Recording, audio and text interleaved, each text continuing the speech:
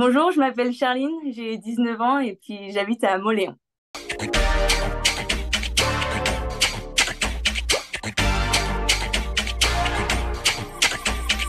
Tu voulais faire quoi quand tu étais petite?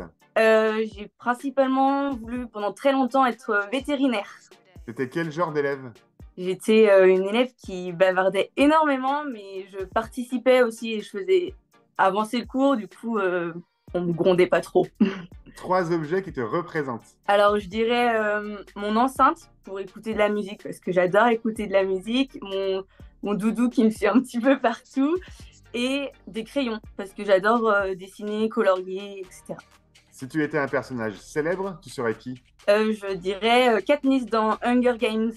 Elle est courageuse et puis confiante et j'adore. Le truc qui t'agace le plus, c'est quoi? Les personnes qui sont pas honnêtes, j'aime bien être enfin être honnête et franche, donc j'aime bien quand c'est pareil en face. Si tu étais présidente de la République, ta première mesure, ce serait quoi? Je mettrais en place un système pour favoriser les produits locaux et diminuer la consommation de grande distribution. Ton lieu préféré dans le Moléonnais, c'est où? Je dirais le château pour les couchers de soleil et puis la vue sur le Mont Lyonnais, super beau. De quoi tu veux nous parler? Je vais vous parler de mon voyage en Nouvelle-Zélande de 5 mois en tant qu'étudiante d'échange. Comment est née cette idée?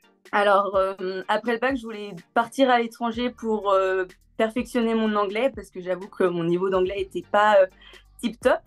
Et à cause du Covid, j'ai pas pu. Je me suis donc orientée dans une licence tourisme qui m'a permis de pouvoir faire cet échange. Donc, j'ai fait une première année de licence tourisme événementiel et hospitalité. Et je me suis spécialisée dans le tourisme. Et maintenant, ça en est où? Et bien maintenant, ça fait déjà 3 mois que je suis en Nouvelle-Zélande. J'ai cours tous les matins, hormis le vendredi, samedi et dimanche. Et je travaille le soir dans un restaurant. Je peux voyager. Je reviens d'un road trip de 2 semaines en van. Et là, je suis en train de préparer un prochain road trip pour l'île du Nord. Là, actuellement, je vis dans une famille d'accueil. Donc, j'ai quand même ma chambre et puis tout à moi, mais je mange avec eux, je discute énormément avec eux, donc c'est super sympa. Les gens là-bas, ils sont vraiment adorables. En ce moment, je suis en plein assessment, comme on dit, donc comme des partiels. Donc j'avoue que le matin, je vais en cours, je tape, et puis après, je retravaille sur mes assessments. Et ensuite, je vais travailler au restaurant où je travaille. Une super bonne ambiance là-bas, c'est cool. L'idée de travailler, en fait, c'est quoi? C'est pour financer ton séjour, ce qu'il n'y a pas d'aide à côté, ou c'est que c'est une envie que toi, tu as? Ah non, c'est une envie pleinement de moi-même. C'est pour perfectionner mon anglais, pour être encore plus dedans.